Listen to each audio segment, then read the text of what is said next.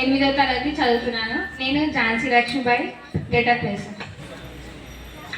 ఏ భూమి పేరు చెప్తే పులులు సింహాలు గుహలు వదిలి బయటికి రావు, ఏ భూమి పేరు చెప్తే శత్రువుల అర్థాల కింద భూకంపం పుడుతుందో, ఏ భూమి పేరు చెప్తే తెల్లదొరల గుండెల్లో భయం మొదలవుతుందో, ఆ పవిత్ర భూమి అయిన ఈ ఝాన్సీని కాపాడుకోవాల్సిన బాధ్యత ఈయన భుజస్కంధాలపై.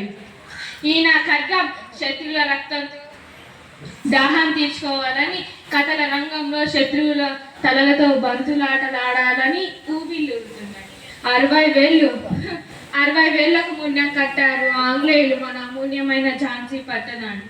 మన ఝాన్సీని వాళ్ళకు అప్పగించాలని కోరుతున్నారు. ముమ్మాటికి వద్దు, మేరీ ఝాన్సీ ద్రోహి నహి. నా ముద్దుల బిడ్డ అయిన దామోదర్ను ఈ ఝాన్సీకి వారసుడిగా అర్హులు కాదన్నారు. కానీ మన ఝాన్సీని వాళ్ళకు అప్పగిస్తే మన మాతృభూమితో మన బంధం తెగిపోతుంది. ఝాన్సీ గురించి కన్న కలలన్నీ మట్టిలో కలిసిపోతాయి. కానీ నేను యుద్ధ రంగంలో నేల కొరికితే దామోదర్ అనాథ అవుతాడు.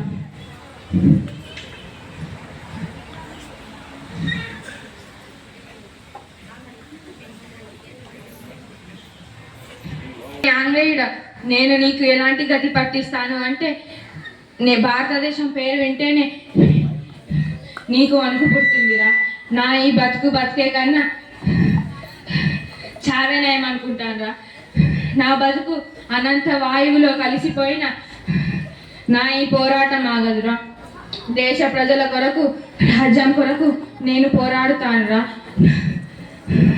నా ఈ రక్తపు దారాలన్నీ కోట్లాది ఝాన్సీ రాణిగా ఉద్భవిస్తున్నానురా. నేను మరణించిన తర్వాత ఆంగ్లేయులు నా పార్థివ దేహాన్ని కూడా ముట్టుకోవడానికి